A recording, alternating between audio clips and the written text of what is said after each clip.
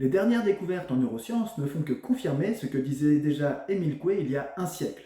Émile Coué était un pharmacien contemporain de Sigmund Freud et qui a travaillé beaucoup sur la suggestion et l'autosuggestion. C'est l'auteur de la méthode du même nom.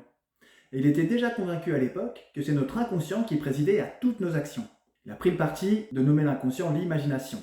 Car si nous voulons quelque chose, mais que nous nous imaginons que nous ne pouvons pas l'obtenir, en effet, nous ne l'obtiendrons pas.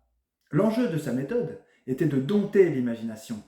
Il suffit pour cela déjà de savoir que c'est possible, ce que beaucoup de monde ignore encore, et lors des séances quotidiennes d'autosuggestion consciente, ne pas faire intervenir la volonté. Et il nous explique qu'avec sa méthode, il a guéri entre autres des neurasthéniques, des plaies purulentes que des personnes traînaient depuis plusieurs années, des pieds-bots et même une tuberculose. Pour arriver à ce résultat, il faut parfois plusieurs mois, plusieurs semaines ou parfois seulement quelques jours. Mais si on traîne une blessure depuis 20 ans et qu'on arrive à s'en débarrasser en quelques mois, cela reste quand même intéressant.